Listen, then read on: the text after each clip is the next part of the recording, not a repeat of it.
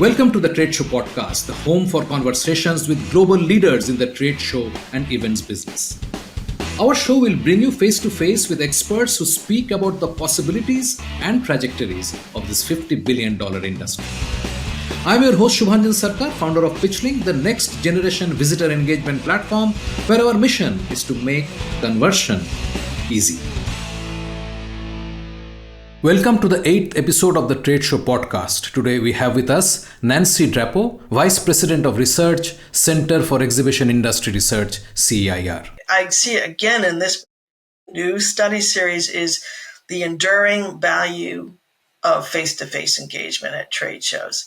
I mean, there was just this, in particular on the exhibitor side of the equation, this urge to get back together with people, right, to connect with them. And on the channel study, we saw the same thing on the attendees side. There's this just hyper desire to get back. And in this particular series, we're seeing a use, maybe a more elevated use of all things physical that can be experienced in the in-person setting. Nancy Drapeau, IPC, is a 30-year market research veteran with more than 20 years in the business-to-business exhibitions industry. As Center for Exhibition Industry Research's Vice President of Research, Nancy conducts industry-wide studies and reports on current trends in the exhibition industry.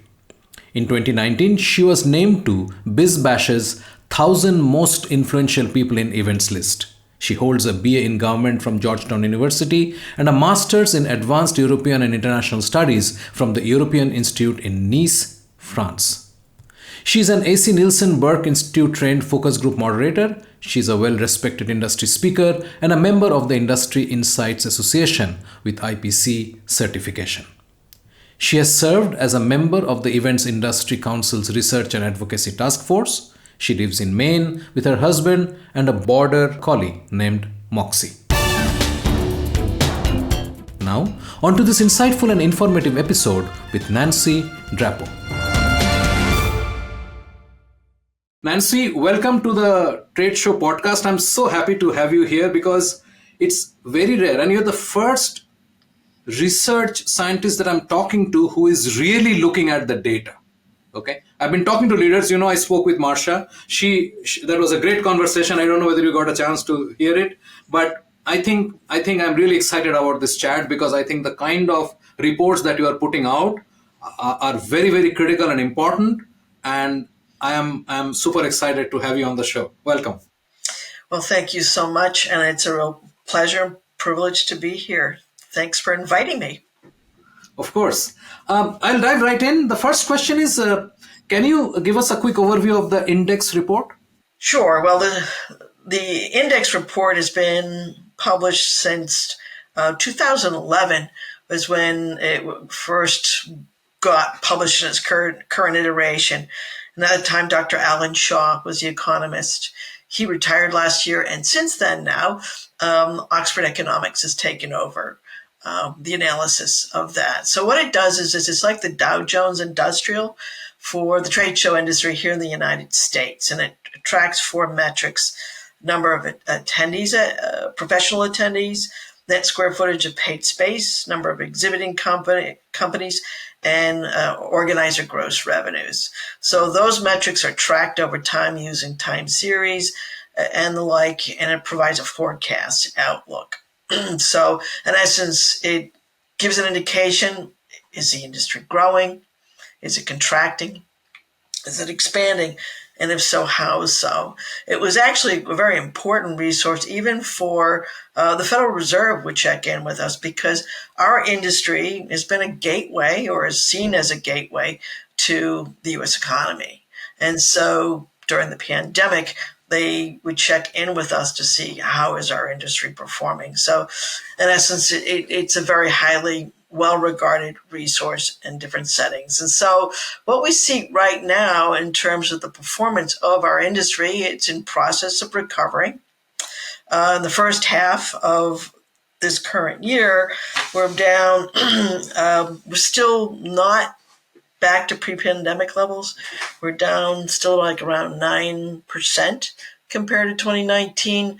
But the great news is we're seeing progress. Although the second quarter of this year, it was down like around 12%.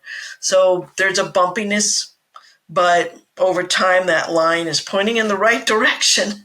And it's expected that our industry is going to take a little bit more time to fully recover. We're expected to be fully recovered in 2026. Originally, it was expected we were going to recover sooner. However, given the pace of inflation, the actions of the part of the Federal Reserve imposing those systematic interest rate hikes and the like kind of caused impacts to, those macroeconomic factors that will influence performance of our industry. So again, we're recovering. It's taking a little bit more time, but we're heading in the right direction.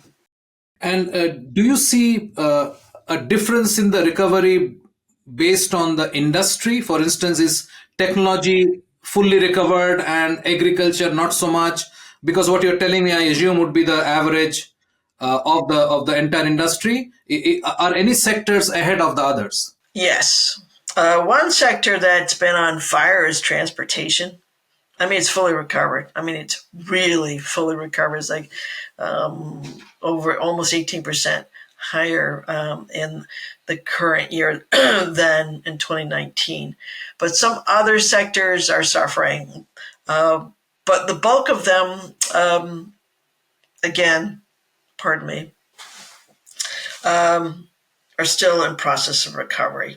Let me just restate my apologies here in terms of the rate of recovery. IT has been fully ahead, but it's really 13%, not 18%. But it's expected to continue to outpace performance relative to other sectors. Again, there's only 3 that have recovered so far: transportation, finance, legal, real estate, and education. Every other sector is slowly recovering. But one sector that has been a persistent underperformer is consumer goods and retail trade. Consumer goods and retail trade has basically contracted persistently over time, a secular decline. And the reason why is, the pace of selling and buying online. So you've seen brick and mortar stores closing with it, employment and the like. And so there's always been that constant struggle, and it's going to continue to persist. But come 2026, nearly all of the sectors will be fully recovered, with the exception of 3. And again, sporting goods, travel, and amusement is a sector that's struggling. We've seen challenges with travel that have been kind of tempered because of costs for traveling and the like. I've already talked about consumer goods and retail trade, but also raw materials and science is another one. So yes, to answer your question without that much detail, the specific factors impacting the industries will result in a different outcome, because employment on the attendee side of the equation can impact attendance, and on the supply side, in terms of companies that exhibit, is a function of the strength of those markets. Are they growing? That sort of thing will ultimately impact expected performance. Yeah, before I move on to the 3 reports that we are going to sort of discuss in detail today, my last question on the index report, the ones that have recovered, that you said, including transportation and technology, and the ones that haven't, how much of the overall industry does it represent? So is it like 80% we are recovered and 20% is sort of going to take time till 2026? Or in terms of volume, in terms of number of exhibitions, number of exhibitors, number of attendees, I'm just saying, is there a aggregate that you have which says, okay, this percentage we are actually fully recovered, this percentage will sort of catch up and will be there by 2026? Do you have any estimates of that? Well, in terms of now, there's only about 20 or 30% of events. If I'm looking at events, not by sector, that have surpassed their 2019 levels, it's around 30%. So By sector, I can't give you an accurate percentage, but yeah, I mean, everything. Keep in mind as well, we keep looking at how well the industry is performing compared to 2019, but we also look at year-over-year percent change. Right. So in the current year, it's expected that we'll be growing by 8.5% this year. Mm-hmm. So there's strong growth, but it's just, recovering to 2019 is taking longer. So to that issue, the proportion of events by sector, a large percentage, again, they're not fully recovered. I would say I think what I just said to you in terms of the percentage of events that are reporting positive trends, it's more a function of event size that we've seen. Mm-hmm. So the events that are the largest and the smallest have been enjoying a steadier pace of growth rather than the middle. Right. Got it.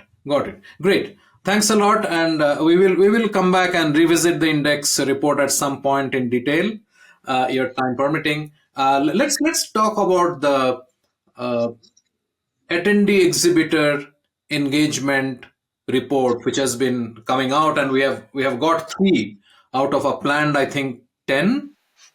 8 will be. There could be another special insight piece. Right. Yeah. Right. So we have 3 out, and they cover quite a bit of ground. But even before we dive in, my first question is, what was the purpose of this study, and when was it conducted, and what was the kind of scale? So if you can give us an overview of the background and the scale of this study. Sure. So what I just talked about is actually not my research work. We have economists that, monitor and do that analysis. So that's a macro level understanding of our industry. I oversee the other research that goes to more micro level, looking at trends impacting the health of the industry. I mean, the index is, only 4 metrics, but what is it about an event that attracts professionals to it? Why do companies, brand marketers, why are they motivated to invest in exhibiting? So insights that flow from that research, I do that, and it provides insights again for organizers to understand what needs to be delivered content-wise, and as well provides insights to exhibitors to understand how can one resonate, connect with it, business professionals that go to trade shows. This is the trade show industry. These are not consumer shows. So in essence, we provide stakeholder insights as well. Organizers, brand marketers, suppliers to the industry. So what motivates the running of this study? Well, let's just back up a minute here and think about the fact that we have this historic pandemic, right, that basically halted the trade show industry almost virtually in the second half of 2020. And so the index is showing that pace of recovery. But then the question is, okay, what is recovering? What do trade shows look like today? What is continuing to resonate or work? And what are there that are new shifts that are going on? We did a study, an omnichannel study back in 2021, and we asked exhibitors and attendees, once trade shows happen again, are you coming back? And on the exhibitor side of the equation, 94% of exhibitors said yes, we're coming back, and 87% of attendees said the same. And we documented those motivations. So we know ultimately that helped affirm the forecasts that we're seeing play out now. I mean, really, I think that study was quite forward-looking. I mean, I felt very comfortable that the forecasts the economists were providing were going to come through, and we see the insights from that study series continue to, be affirmed in the research we do. So 2017, we had done a study looking at attendee exhibitor engagement on the show floor, right? Well, let me back up. What we did after the omnichannel study is we took a look at, support and insights on exhibit sales and sponsorship initiatives. What's driving revenue to help organizations, events, bring back revenue. And as well, on the attendee side of the equation, what attendee acquisition tactics are working well. So with those benchmarks established, the next thing is to take a look at the trade show floor. Again, to that point, what's working, what's maybe not working, what's the way forward to provide those insights so that trade shows are the best that they can be moving forward. So that's a long answer, I guess, to your question. This was very good in terms of the background and the context in which it was done. So quick question: when you did it in 2021, so this was like virtually you are reaching out to them and trying to sort of figure out what is the sentiment. Is that right? So the omnichannel study was done online. Our research is done almost predominantly, through online outreach surveys, in-depth interviews, that sort of thing. Yes. So we did a snapshot. That was of the, U.S. market, where we had, it was a sampling of exhibitors and attendees looking at, are they coming back? Again, yeah. So what is the scale of the study, the one that is coming out now? How many attendees and how many exhibitors are part of this? And are they predominantly US or is it global? Okay, so in terms of the approach done this go round for this particular study, it includes a sampling of organizers and exhibitors, and it takes a snapshot look at, from their vantage points, what they see to enjoy high attendee use, and then as well drilling down to perceived effectiveness in helping exhibitors achieve their overall goals. The scope geographically is North America. So on the on the organizer side of the equation, we have 224 organizers who participated. On the exhibitor side of the equation, we have just under 500. So in essence, those samples really are representative.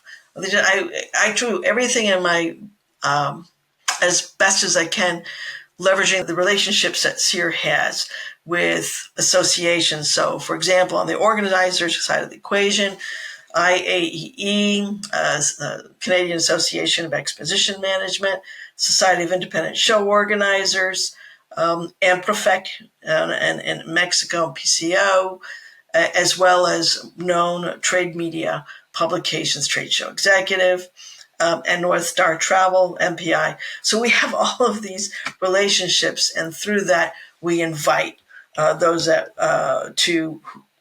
who are executives to answer the survey. And so we capture that sample by qualifying them up front. And then I take a look to make sure that the sample is within the margins of error of the CEIR index, in particular for the U.S. market, although we have sample from Mexico and Canada as well. And then on the flip side, for exhibitors, we have relationships with general service contractors. And so we are able to invite a large volume of exhibitors that are, it's pretty comprehensive, simply that. Wonderful.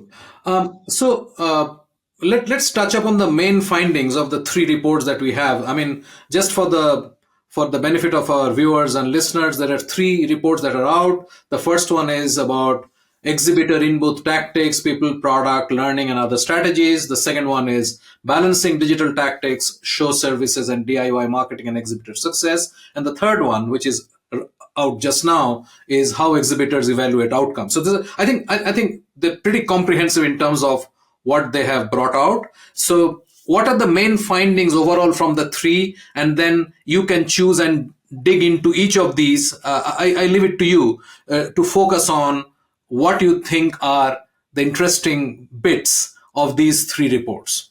Interesting bits are this is that I always think back to earlier studies that we've done to see what ties back, what patterns might one be seeing.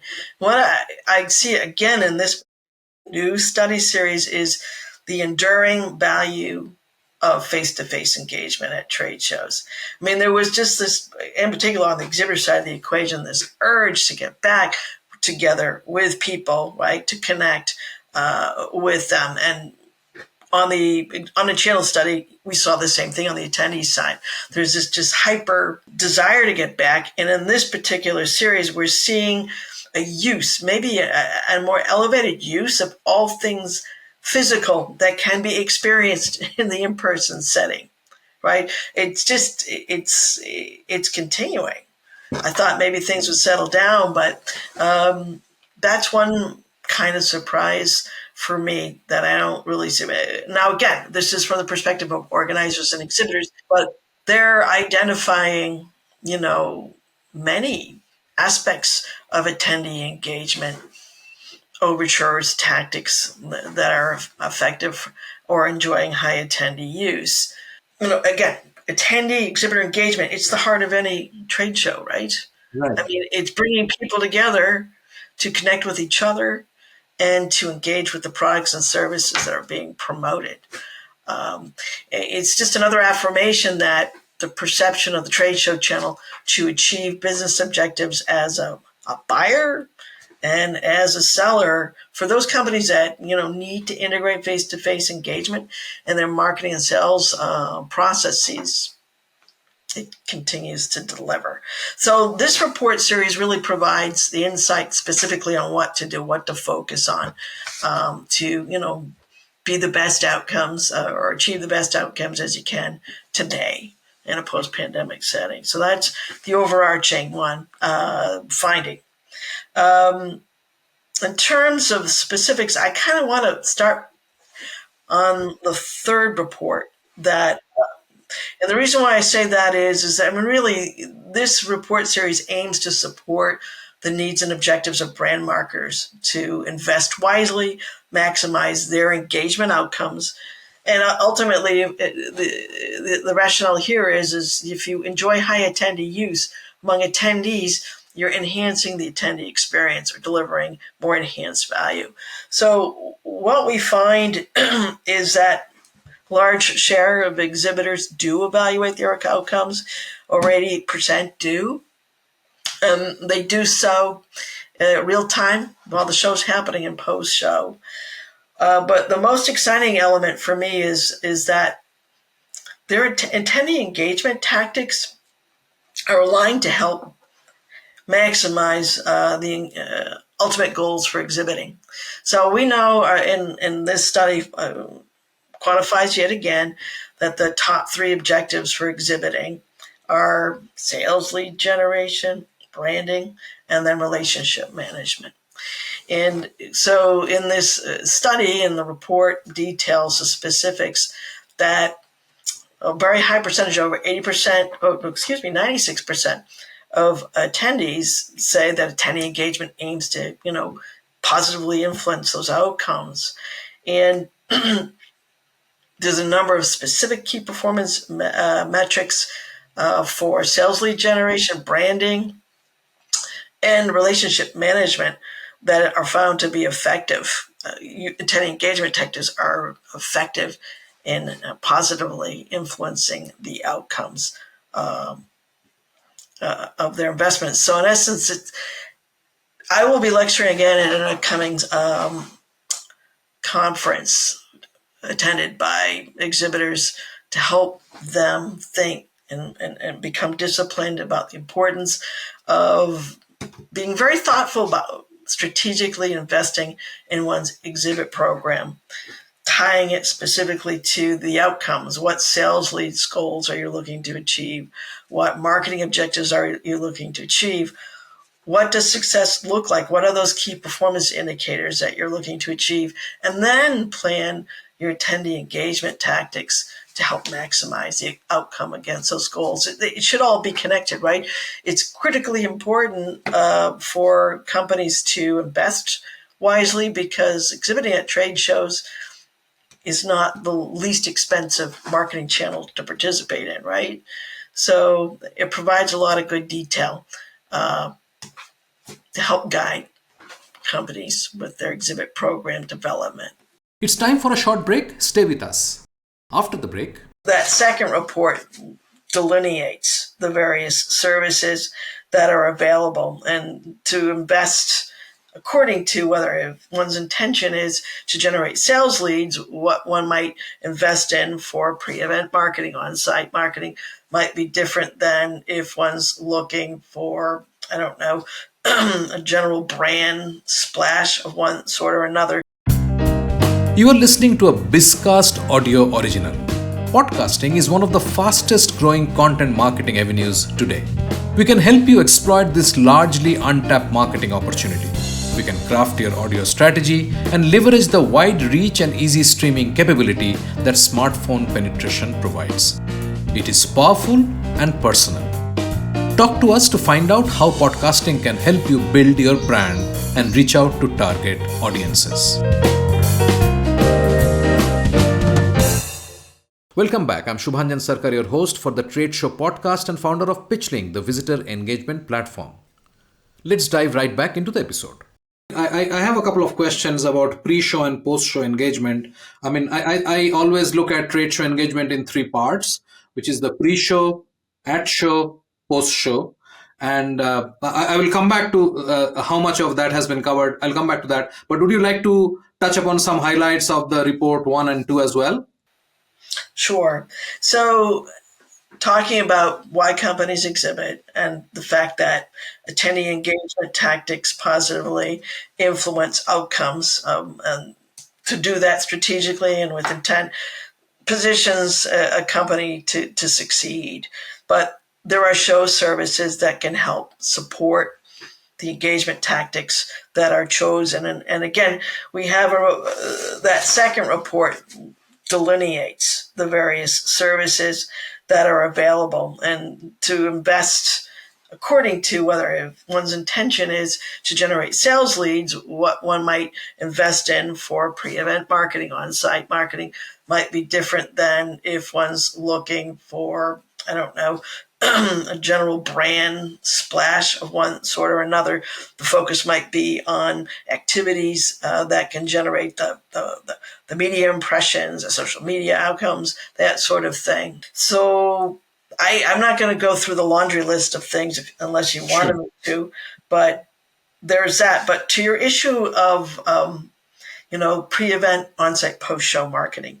Remember, this particular study series is just looking at attendee engagement on the exhibition floor. We've done other research on like sponsorship. Last year, 2023, we had done a study on sponsorship offerings that goes that distance of pre-event, on-site, post-show, because you're absolutely right.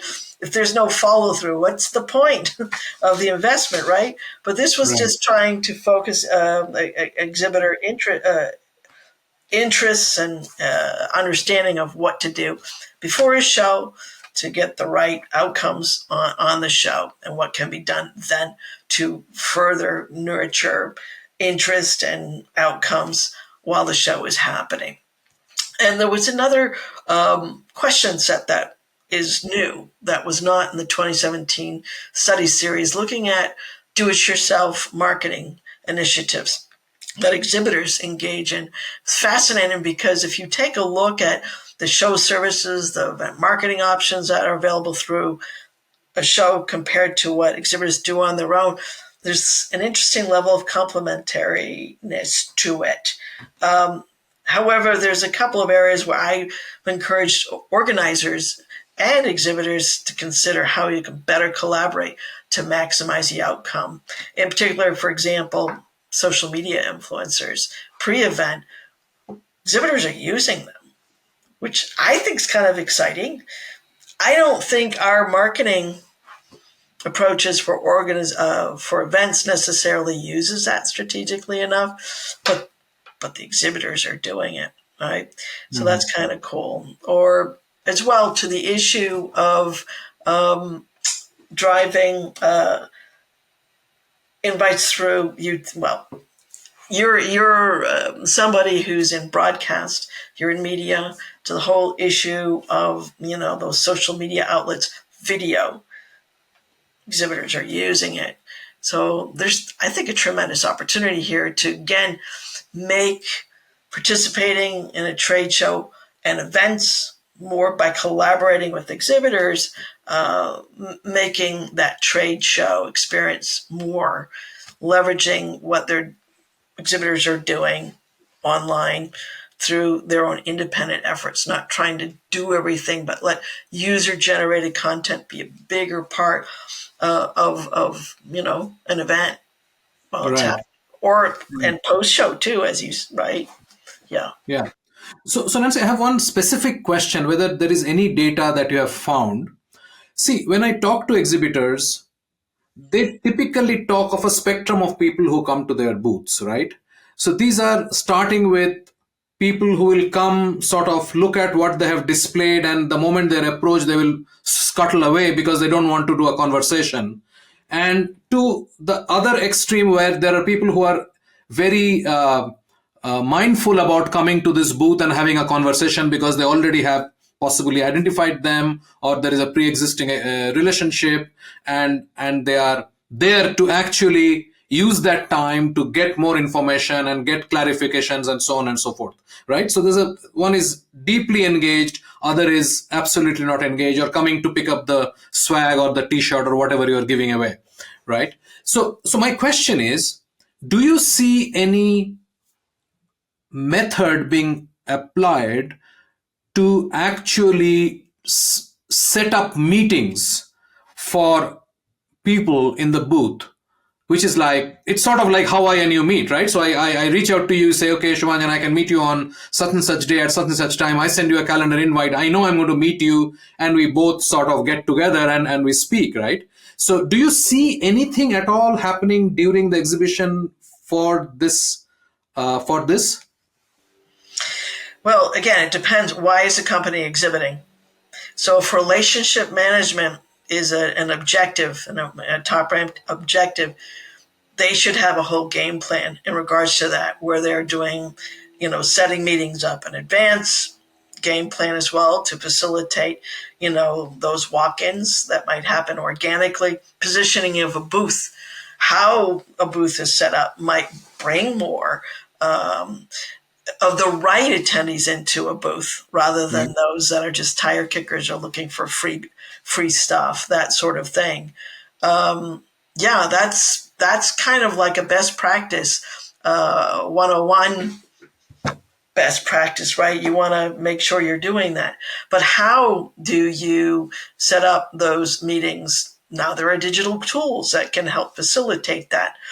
There might be that feature on a website where an attendee can make an overture to an exhibitor, or exhibitors can make overtures to attendees to set up and maximize the volume of meetups that might happen.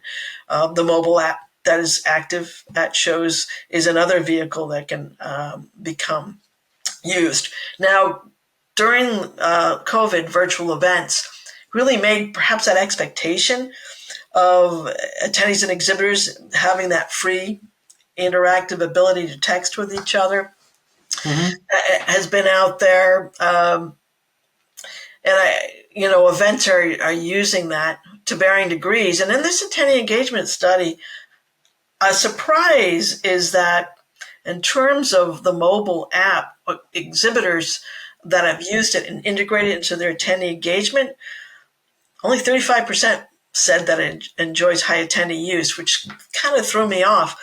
But in speaking with organizers, adoption of downloading the mobile app is not necessarily even above 50% of those that are walking the attendee floor. So you need lots of different ways for attendees to access you and to engage with you. Because the mobile app, that we would just assumed, everything could just go digital, right? And maybe that's true, but what digital solution? I would assert, I think a website, the show website, is most probably the better vehicle. And to your point of, keeping engagement going maybe year round, the show website, it's there. Whereas the show mobile app, you use it and then, usage just drops off. So that's one thing that it was a real surprise in this study. Interesting. But QR codes too. Now think about QR codes. I mean, you kind of touch upon different things here. People walking by, trying to get people to come into your booth. and that sort of thing. And then, the behaviors of attendees. Some might be more engaged. You might think somebody doesn't care about your booth, but they could be a specifier and they've got X number of booths they need to hit. And so even though they might not be ready for that in-person discussion, you want options for such individuals to grab the information on a self-serve basis. QR codes can be powerful, right? Or iPads, or maybe someone could do the badge scanners continue to be the favored method, but QR codes, I predict.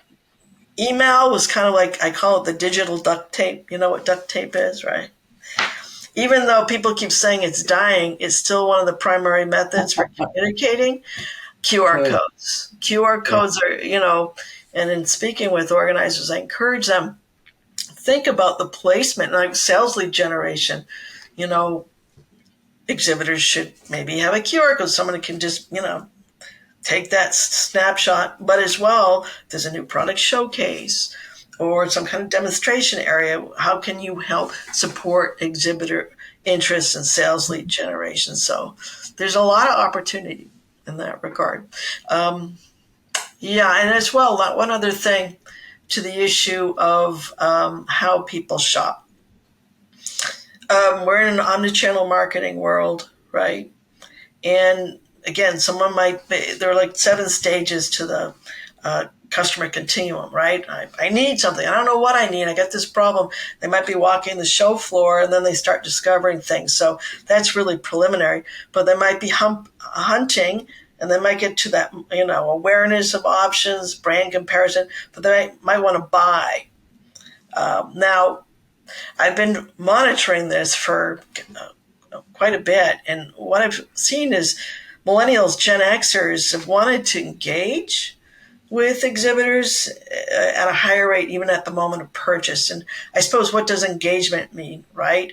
Well, I would assert, and I keep saying to exhibitors, don't leave money on the table, because you might think, oh, we've got a really long sales cycle. We can't sell this. I'm like, think differently. How can you have a call to action to start that conversation?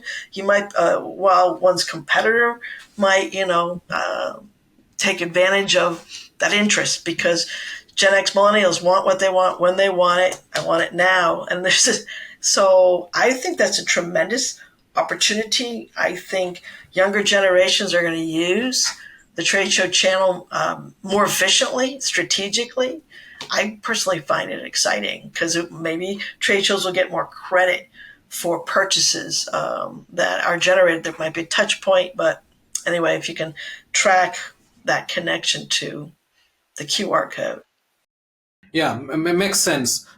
On the point of adoption of apps, my observation is, think of the COVID period, right?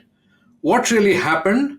There were 3 or 4 or 5 large platforms which you sign up for, and all the exhibitors or the exhibition organizer are using the same platform, which means I'm signing up once and I'm able to access multiple trade shows, virtual though, right? In what has happened now is that every event wants a separate standalone app. Right. Now I understand the motivation, because I was talking to David Dua a few weeks back, and even with Paul Woodward, and they're saying one thing the organizer is going to guard with his life and never part is the data of the attendee. Okay.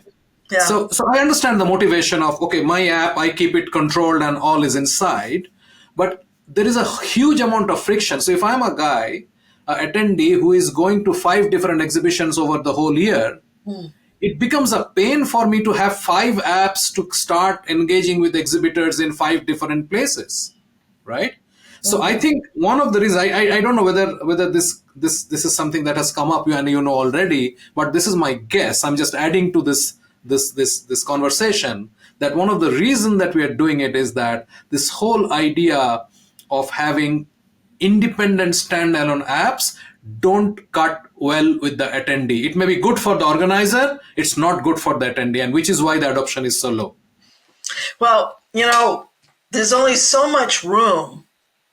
Exactly. Really, right. And now, you're talking about one way to try to solve that. But, we did, how many years has it been, the Digital Toolkit series? And back then, there was disinterest in having too many mobile apps. And I was shocked in this study that the dial hasn't moved that extensively. Yeah. But I would assert this, and I don't have the solution. I'm not a technologist. I don't think mobile apps are the solution. I think a technology that facilitates accessing a show website in real time off your phone. But you need, I suppose mobile apps need to work with Wi-Fi. There's a lot of issues here, right? All of that steel and the like. I don't know. I just think that mobile apps, some mobile app providers are going to come chase me, I suppose. But it just doesn't make sense. Actually, other more, to the issue of getting content about an event, QR codes are even being used to access the show program. Now, it depends upon the size of the event. If you've got lots of, I actually love mobile apps. I use it. It is my Bible when I'm on premise. But you know what? Once I'm gone, I'm gone. I go back to the website. Exactly. So it's not logical to me. Yeah, I agree. I agree with you. Would you touch upon the other 5 reports that are yet to come out and what kind of timeline they'll be out? Sure. So actually, the 4th report, looking at the future outlook, actually, I just sent that to proofers. So that one should be out in a couple of weeks. So from the exhibitor perspective, where are they looking to improve? What new models are they interested in taking a look at? And what sources do they use to come up with new ideas to enhance or, kick it up a notch for their exhibit programs? And then the reports that follow will be taking a look at out-of-booth opportunities, right? So we talked about in-booth, the show services, as well as, again, looking forward for exhibitors, but chances for product promotions in common areas, as well as networking opportunities and education on the show floor is really becoming a staple at many medium to large sized events. So we'll take a snapshot look at that.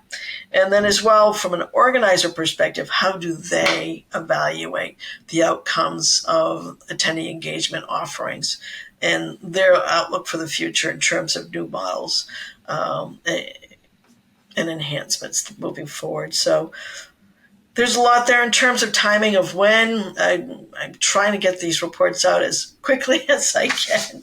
So in the next few months, they'll come out. Certainly, the objective is for them to be done and out this year. Right. So quickly, do you see some overall trends, whether in terms of attendance or technology, AI, what is impacting? Do you have any overarching thoughts about these 2-3 things in terms of people attending, in terms of technology that you see being used more and more, and potentially AI and the impact it's likely to have? You'll have to remind me if I forget one of the topics. You covered a lot of ground there. In terms of attendance, that is the metric that is actually lagging. Right now, the forecast outlook per the index, it's number of exhibiting companies and net square footage of paid space that's leading. And so attendance is, lagging. And again, it's a function of, the macroeconomic and sector specific factors. However, I would say too that in our omnichannel study, 87% of attendees said they were coming back, but we asked what I like to call an existentialist question, saying, your ability to interact online, what impact will that have on attending trade shows in the future? We had asked that question in 2012, and in 2012, what we found is that ability to interact online would actually drive interest in meeting face-to-face. This time, what a discovery is 38% said, well, we'll be going to trade shows, but I might go to fewer. So that's a change. So it's a call to action to assure any organizer and any companies that exhibit has a game plan for face-to-face events, but also looking at engagement to continue digitally, because some attendees might not be able to go or might prefer to look in remotely. At this juncture, hybrid, virtual, even no, sorry, I used the downward. People are burned out from Zoom meetings and that sort of thing. However, digital, a two-dimensional medium, and you are someone who's been in the business for a long time, has tremendous opportunity for entertainment purposes, and has been established as a good ancillary revenue stream for education purposes.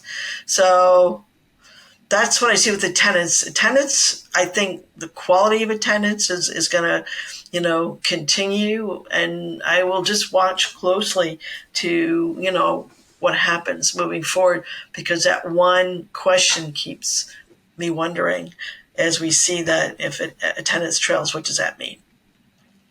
AI.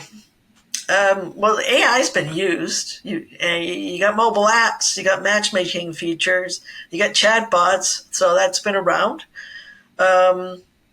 In terms of where else it might apply, certainly CEIR's going to do some tracking research to discern where AI is being applied at events, and as well as organizations that run or manage them.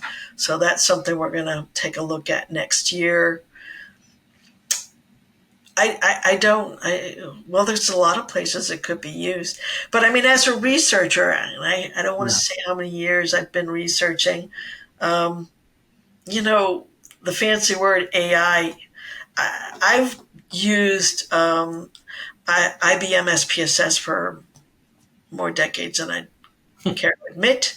But IBM has been playing in this sandbox for quite a while, and neural networks and all of those different, approaches that are now driving, I guess, the next generation of which we're now, this new sexy word is AI. Yeah. Content creation, certainly it's really useful in helping increase the efficiencies, I believe, for copy, even creating various forums, etc. But I don't know about on the show floor. I mean, are we going to have to replicate people? I would think certainly now it's going to be to gain efficiencies in production. And hopefully it just enables us to spend more time together and enjoy what in-person physical experiences, being in a trade show with your peers in the community. I hope AI doesn't replace that. Yeah, I think that's an interesting topic for the next conversation. PitchLink makes buying easy by enabling high-quality engagement between buyers and sellers. Through its presentation and discussion modules, sellers create customized sales narratives using sales collaterals and personal videos, and reach out to prospects through a non-intrusive, buyer-qualified engagement process. PitchLink requires no installation or download, contains and manages the entire repository of sales collaterals and buyer-seller conversations. Talk to us to know more about how you can engage with customers without interruption. Connect with us on LinkedIn or visit tradeshowengage.com. That is tradeshowengage.com. Nancy, thank you so much for sharing with us your latest findings, and it's indeed indicative of where we are headed and where the industry is. It's not in an easy place because of all the things that we discussed. I think we have our job cut out for the next 2-3 years to bring it to even keel, and I'll continue to talk to you through this period and request your indulgence. Okay, well, thank you again. We have a fantastic lineup over the next couple of episodes featuring great conversations on engaging your booth visitors and maximizing your ROI from your trade show investments. Subscribe in your favorite podcast app so you do not miss a single episode. Thanks for listening. Thank you for being with us today on the Trade Show Podcast, the podcast of record for the trade show and events industry. Here we talk to movers and shakers of the $50 billion trade show industry and identify ideas, challenges, tactics and strategies to leverage the first-party intent inherent in the trade show business. We hope this conversation helped inform and motivate as we all navigate a rapidly changing business environment. For us, these are enlightening conversations enriched with knowledge and expertise. We encourage you to go out and implement some of the ideas we discussed today. We hope to have you with us again in the next exciting episode of the Trade Show Podcast. If you liked what you heard, subscribe to the show in your favorite podcast platform like iTunes, Google Play, Spotify, or wherever else you get your podcast from, and give us a rating while you are at it. This is a BizCast original podcast and is produced for Pitchling, the next generation visitor engagement platform where our mission is to make buying easy. Hosted by Shubhanjan Sarkar and produced by Rajiv Aditya. See you next time and have a wonderful day.